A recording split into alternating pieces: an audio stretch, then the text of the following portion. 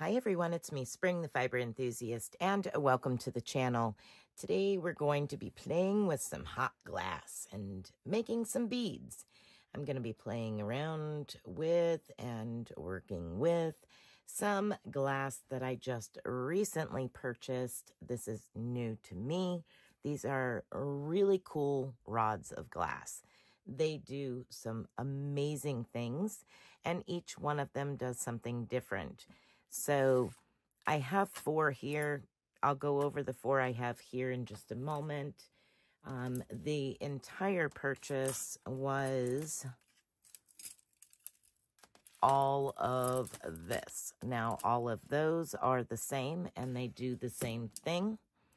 These are a little bit different, each of them. And then the packet that I'm working out of today, basically what I did was I purchased 3 beginner packs, and I am going to try all of these. So this is going to be interesting to play with. I have my mandrels ready, and we shall begin. I will be starting with just the white.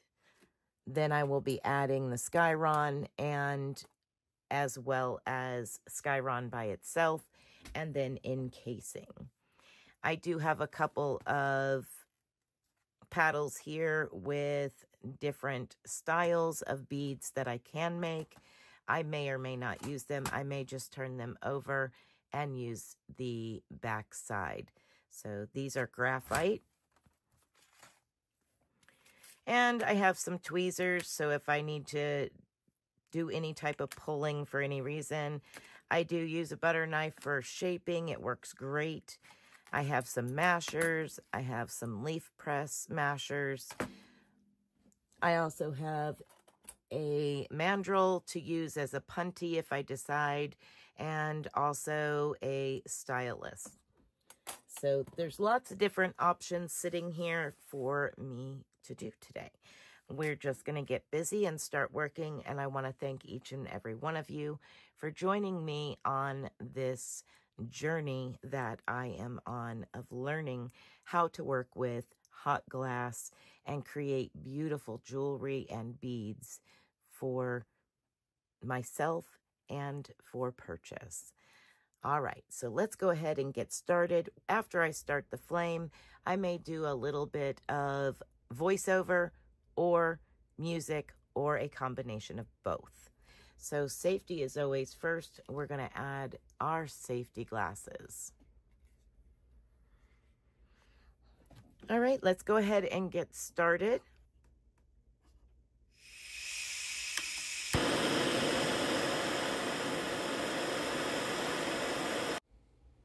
All right, so I've sped this up quite a bit because otherwise it would be way too long. But we're going to start with a gather of white. Just heating it up in the flame, getting a nice gather built up, and we're going to begin building the footprint for the bead. Now I'm going to be making some smaller than normal beads for me.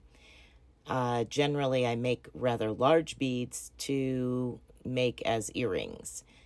But because I'm just testing these products, I want to do a smaller bead, and that way I'm not wasting as much glass to get a feel for this new, to me, glass.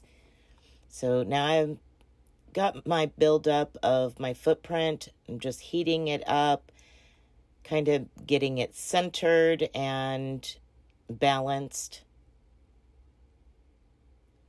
Do the best that I can, getting it balanced. Now I'm heating up the Skyron, and I'm going to be placing some dots on the white with the Skyron. There we go. And I'm just going to place several dots around the bead.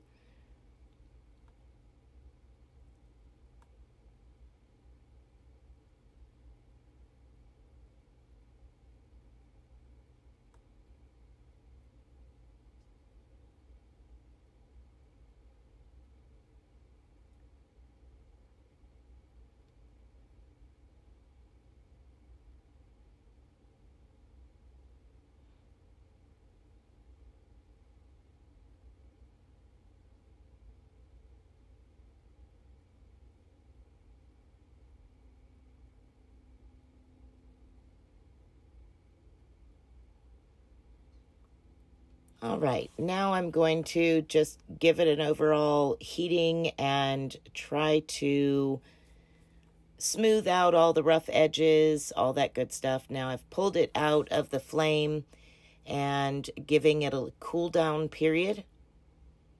And then I'll bring it back into the flame, just warming it a little bit at the very back of the flame, just like that. Heating up those dots and bringing it forward just a little bit more. I wasn't close enough. There we go. Letting it go through another cool down phase. With this glass, the striking and reduction of it causes a change in colors. So letting it cool and bringing it back into the flame, it changes the color of the actual glass. So it can go from purples to blues to ambers to greens, multiple different colors. So here I am just again letting it go through a cooling phase.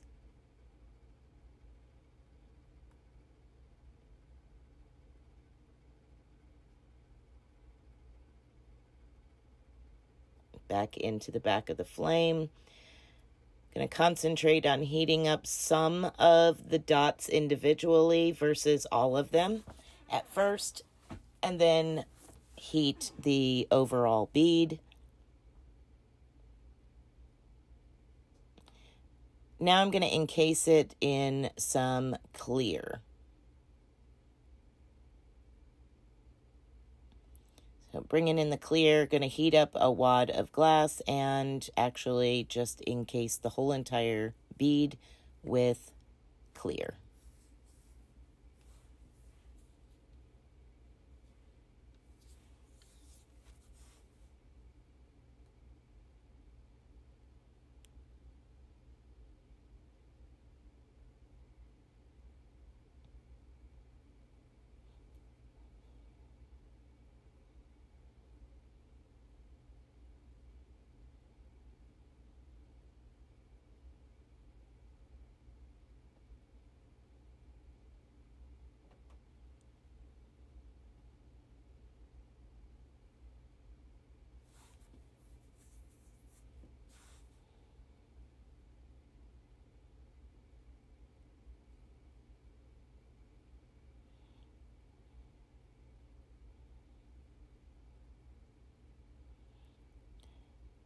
So now that I have it completely encased in clear, I'm going to heat the overall bead, give it a thorough heat, and melt that clear down into the rest of the glass.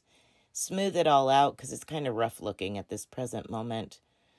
Just kind of give it a little bit of some shaping along the way as I am heating up that clear glass.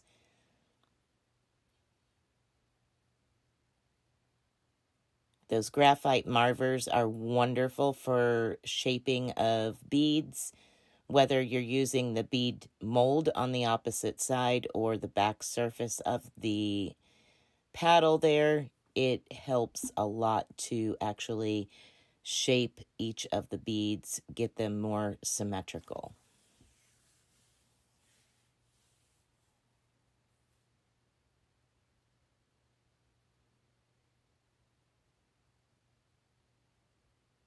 Just kind of looking at it as I'm heating it to see what else I need to do, what shape I need to fix.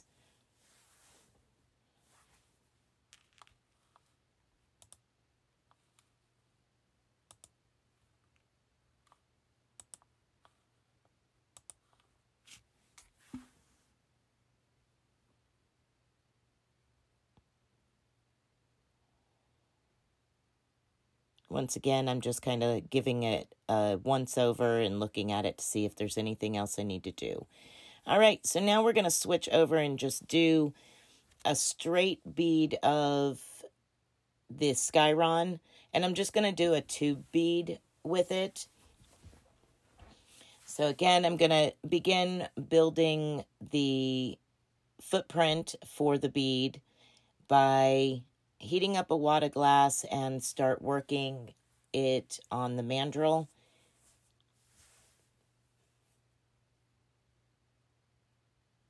There's a wrap. Let's keep going. Put just a few wraps on there. I don't want to use an excessive amount. As I said earlier, the risk of breaking it and or cracking it due to not understanding the glass yet is very high and plausible, which indeed it did happen. So I'm taking just a little bit and creating a few wraps, working it in the bead mold now to create that tube bead.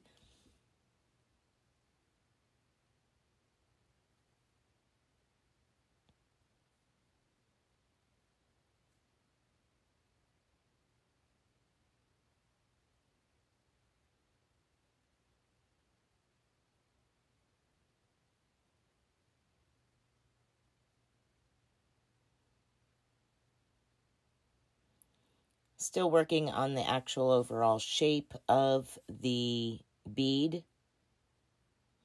And as I'm doing it and heating it, it's also giving different striking colors as I'm working on it. At times there was purples and blues popping up and greens. It was really, really a pretty bead. It was very unfortunate that it did break.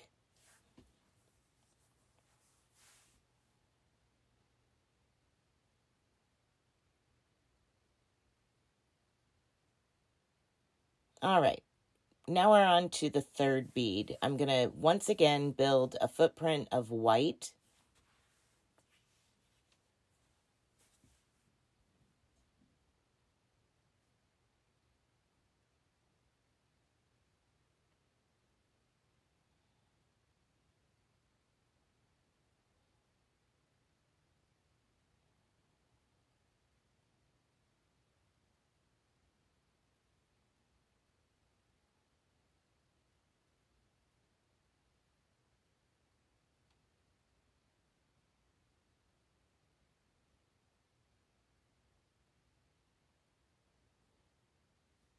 All right, now I have the amount of glass that I want on the mandrel, and going to smooth it out a little bit here. Now I'm bringing in the Psych, which is different from the Skyron. This has a little bit of a silver to it, but it does basically the same idea of changing colors. It's just slightly different from the Skyron. So I'm heating it up, and I'm going to start making some diagonal lines around the bead.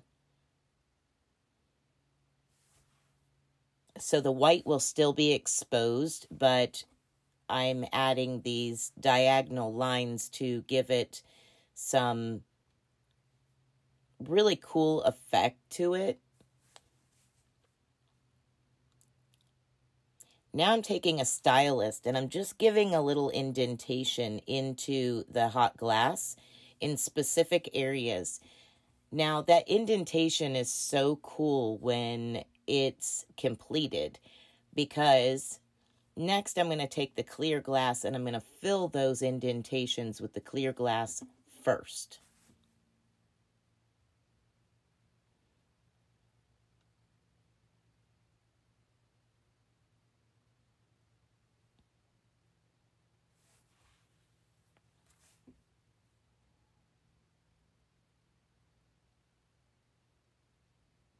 I am so happy that this particular bead did not break. You'll get to see the end result at the end here.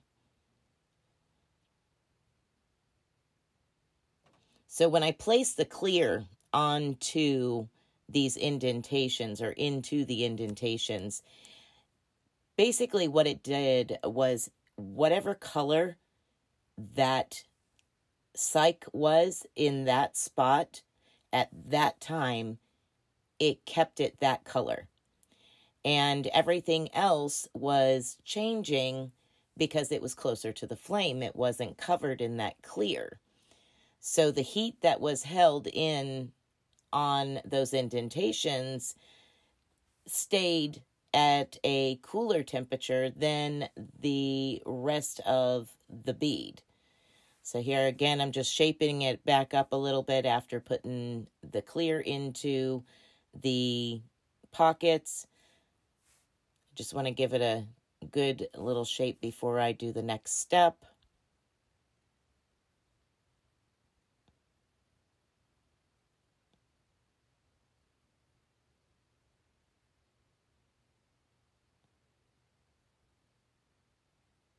Giving it a cooling phase right now, letting it cool down a little bit, bringing it back into the heat and warming it up a little bit more.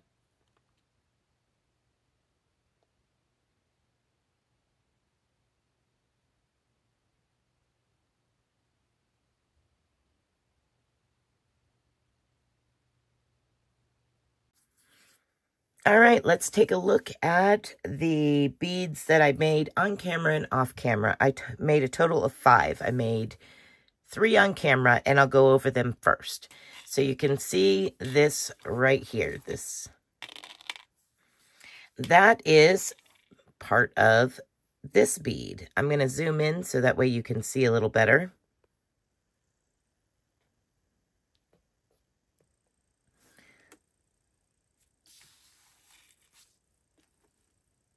Here we are.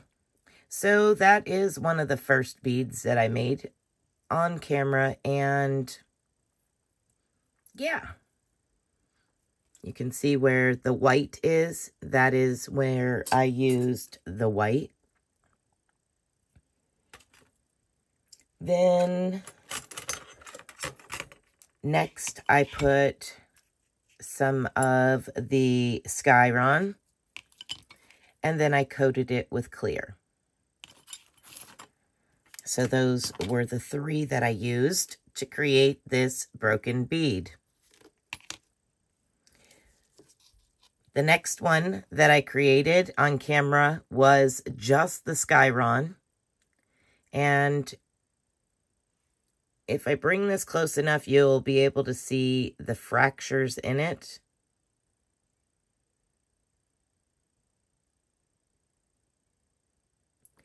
So this one will more than likely fall apart when I start to take it off of the mandrel.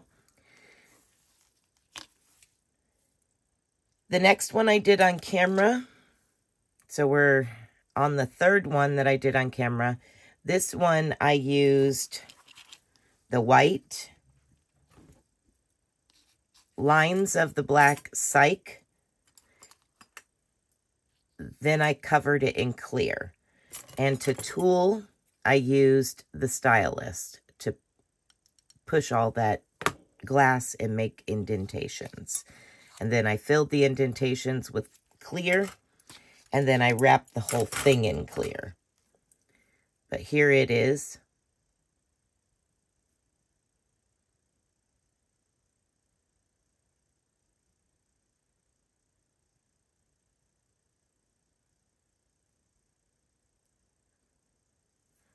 So it does not have a fracture on it. I do not feel one at all.